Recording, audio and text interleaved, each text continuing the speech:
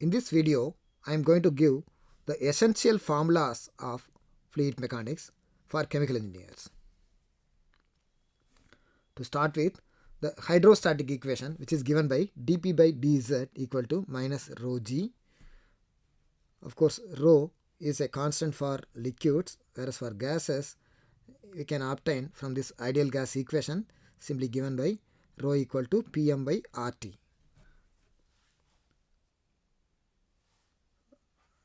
And one of the essential use of this hydrostatic equation is for manometer problems, wherein which we have this concept: there is equality of pressure at the same level in a continuous connection of static fluid. For example, we will apply this. Say for example, in this manometer we have this manometric fluid. Of course, it is continuous at this level. We have a continuous connection of manometric fluid at this level, so we can equate pressure at x and x dash. Pressure at x will be based on P1 and pressure at x dash is based on P2 plus this column of fluid, and we can equate this Px and Px dash, and we can get the difference between P1 and P2. Say for example, if the manometer is having many fluids in series, so we can equate the pressure at this level, whereas we have this continuous connection of water, and also at this level wherein which we have a continuous connection of air, and also at this level wherein which we have a continuous connection of mercury. In fluid flow, the essential equation is Bernoulli equation, wherein which we have written this equation in terms of head of the fluid, P1 by rho g V1 square by 2g plus Z1 equal to P2 by rho g plus P2 square by 2g plus Z2. Including the frictional losses and head added by the pump, we can add these two terms, that is energy at 1 plus energy added by the pump. Of course, everything is in terms of head of the flowing fluid, minus energy lost due to friction, that is equal to energy at 0.2. So this HW is the head added by the pump, and HW is the head lost due to friction. One of the common usage of this Bernoulli equation is for the flow meters, getting the equation for velocity at the point of this reduced cross section, or even in the case of measuring the flow using a rotameter, using the devices. Of course, the most common used devices are orifice meter, venturi meter, and rotameter. All these flow meters are based on the application of Bernoulli equation. For example, we have this Bernoulli equation. Since level 1 and 2 are at the same, at this point 1 and 2 are at the same level, we can subtract them. We can cancel out them. So we have this velocity expression coming out in terms of pressure difference. This pressure difference is this delta P refers to P1 minus P2. So we have this simplest equation here, in which we have these terms diameter ratio and pressure difference. This is actually this equation is obtained by assuming no energy lost in the form of friction, whereas including frictional losses, we have the term we have the equation with a term what is called as flow coefficient, venturi coefficient, or orifice coefficient, or coefficient of rotameter. See, this equation is common for all these devices, whether it is a venturi meter, orifice meter, or rotameter. For rotameter, this group is a constant, whereas this is a variable. Whereas for venturi and orifice, this group is remaining constant, whereas this delta B is a variable. Of course, this equation is in simple. We can simply relate this to V equal to root 2 GH. In what way? This can be a simple constant, and this delta B by rho is nothing but rho GH, or is delta B equal to rho GH. So from which we have V is equal to root 2 GH, or we can easily obtain from this we can easily say this V is also equal to root 2 GH. Of course, this flow coefficient is simply taken as 1 here, and also the ratio, area ratio, is this term is simply taken as 1. And we can get the relation between wall shear stress and this frictional pressure drop by making this balance This pressure difference is pressure difference multiplied by the area over which it is acting. That is, the pressure force is acting on the entire circular cross section, whereas this wall shear stress is acting on the pipe surface area, which is pi dl. Whereas pi dl is the area over which wall shear stress is acting, whereas the delta p is delta p is acting over this pipe cross section, flow cross section. This is flow cross section. This is what is called as a wetted area of the pipe. So from this, by equating this, we have this relation delta P equal to 4 tau W L by D, and using the definition of F, which is F equal to tau W by half rho V square, we can get this nice equation delta P equal to 2FL rho V square by D. Again, to remind you, this F is actually fanning friction factor. In civil and mechanical engineering, they use the another friction factor, what is called as Darcy or Blasius friction factor. So otherwise, this equation, instead of 2 appearing in the numerator, in the books of civil and mechanical, they used to have this 2 in the denominator, wherein which they, in place of F, they use FD. Otherwise, F, whatever we use here, is fanning friction factor. Fanning. Again, delta P equal to 2FL rho V square by D. Yeah, this friction factor Reynolds number relationship. F equal to 16 by Reynolds number in the laminar region. Otherwise, F is having, for a smooth pipe, the most common used equation is 0.079 Re to the power minus 0.25. Otherwise, for rougher pipe, it's a function of roughness. With increase in roughness, F also increases. Almost after this 10 power 6, we can say like this F is remaining constant. Of course, for smooth pipe, it's keep on decreasing. So this functional relationship is also needed. And for estimating the power loss, estimating the energy required for pumping, delta P equal to volumetric flow rate into pressure difference across the pump. Otherwise, we can also write in terms of mass flow rate as mgh. M dot GH. mgh is energy, m dot is mass flow rate into GHW. So otherwise, m dot is mass flow rate. So energy by time, we have this power. Okay. And we can relate this pressure drop due to pipe with this drag force per unit area in the case of drag flow around a solid. This is flow through pipe and this is flow around a solid. This delta P is force, or is this also force per unit area. That's why here also we have this drag force per unit area. In place of F, we have CD here. Here we have half rho V square. Instead of half rho V square, we have actually 2 rho V square. Okay, in seeing this connection, this F equal to 16 by Reynolds number in laminar flow, and F equal to 24 by Reynolds number particle for what is called as creeping flow, which is valid for Re particle lesser than 0.1. So what is Re particle? Which is dP rho, dPV rho by mu. So except particle diameter, the other things are fluid properties. From which for laminar flow situation, we will be getting Fd equal to 3 pi mu V dP. This is the equation what is called as, it is also called as Stokes law. And we for the same case for the pipe flow, we have delta P equal to 32 mu L V by D square. This is what is also called as Hagen-Boisel equation. So of course, both the equation have the same functional dependency with velocity and viscosity. So Fd is proportional to viscosity and velocity.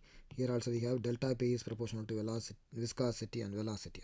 Of course, both either flow through pipe or flow around solid, both have the same kind of dependency with velocity and viscosity. And of course, the same relation. What is this? This drag. We have a plot of drag coefficient versus Reynolds number. For lower Reynolds number less than actually 1, or better to take it as less than 0.1, we have a linear relationship between not actually linear in the logarithmic scale. CD is equal to 24 by Reynolds number particle for REP less than 0.1, even up to 0.1 also okay. This dashed line, no, dashed red line is matching with the this drag curve. For higher Reynolds number of the order of about 10,000, 10 power 4, we have what is it? The drag coefficient is remaining constant at a value of about 0.44 for flow around spherical particle. And for this Stokes law regime, already we know this CD equal to 24 by RE particle, from which we already obtained this relation FD equal to 3 pi mu v into dp, and we can obtain this equation for this called as terminal settling velocity, which is obtained by equating this force balance. What is it? Drag force equal to this, otherwise drag force is the upward force, and gravity minus buoyancy, there is a net downward force. By equating this, we have this final expression for terminal settling velocity, which is dp square into rho p minus rho into g by 18 mu. And coming to the flow through bed of solid, what is called as a packed bed, we have these definitions of F porous medium and RE porous medium. F porous medium is defined as delta P by rho V square dP by L into epsilon cube by 1 minus epsilon. Epsilon is voidage or porosity. You can of course delta B by rho V square is easily understandable. Delta B by rho V square is a dimensionless quantity, dP by L is a dimensionless quantity, and E is already epsilon is already a dimensionless quantity. Of course here delta P by L should come, that's why we have this delta P and dP by L. Don't write it as L by dP, delta P by L is needed, so that's why this delta P by rho V square multiplied by dP by L. Or if you expand this, you'll be having as delta P by L directly, okay, which is needed, what is called as pressure gradient. And REPM is given as dV rho by mu. Of course D is dP, what is called as particle diameter, dV rho by mu by 1 minus epsilon. This epsilon, as already said, voidage or porosity. Okay, for the laminar flow, we have this relation FPM is equal to 150 by REPM. And what is that for flow through pipeline? F is equal to 16 by RE. And for the case of flow around a solid, what is called as a creeping flow, drag, we know this F is CD equal to 24 by REP, where in which we have RE particle, this is RE porous medium. The idea of connecting this is, in the laminar flow, we have the same kind of dependency of F versus Reynolds number. For turbulent regime, this F is almost a constant. So in the case of flow around a sphere, CD is taken as 0.44. No? And also in the case of flow through pipeline, even F is also almost a constant in this turbulent regime. So okay, this laminar part of this equation is valid for REPM of less than 10, which is called as this Bloch-Koschny or Koschny-Karman equation. The highly for turbulent flow for REPM greater than 1000, we have this FPM equal to 1.75, which is also known, this equation is also known as Parquet-Plummer equation. This total equation, or is this laminar and turbulent part combined together, is called as the Ergun equation. This is the most used equation in the packed bed and as well as in fluidized bed conditions. Okay, this is a plot of this Bloch-Koschny, Parquet-Plummer and Ergun equation, what is called as FPM versus REPM. As already said, FPM less than 10, laminar is valid. For REPM greater than 1000, turbulent part is valid. Otherwise, use the generic equation, what is called as the Ergun equation. This is about connecting this delta P and velocity for flow through pipe and backed bed. So already we know this delta P is equal to 2FL rho V square by D. And from Ergun equation, we have this delta P by rho V square. We have this, if you check for laminar flow conditions, for laminar flow conditions, F is equal to 16 by Reynolds number, from which we have delta P is proportional to V. Even from Ergun equation also we have this same dependency, delta P is proportional to V. This is valid for less than REPM less than 10, whereas here we have RE less than 2100. For turbulent flow, delta P is proportional to V square in the case of pipe flow. And here also we can easily say that delta P is proportional to V square, whereas this term will be 0. So delta P is proportional to V square in turbulent flow through packed bed as well. So again, to say you, using pipe flow equation itself, if you know the pipe flow equation, you can also say about the functional dependency for flow through packed bed. Okay, coming to this last equation, what is called as the fluidized bed conditions. The fluidized bed is formed at the whenever there is a balance is met with the drag force. There is a upward force is equal to the net downward force, and this upward force is what is called as the drag force, which is pressure drop multiplied by the area, and gravitational force m into g, actually mg. Otherwise, what is it? This is to be you can write it like yeah, 1 minute. So this is to be gravitational force is Fg, and this is buoyant force is Fb. So gravitational force is again volume into density into g. This volume into density will be getting what is it, mass into g. This acceleration due to gravity. So this is density, and this AL into 1 minus E is the volume of the solid. Why do we have 1 minus E? Because A into L refers to the total volume of packed bed, and out of which you have to subtract this empty volume, which is 1 minus this 1 minus E refers to the volume of the solid.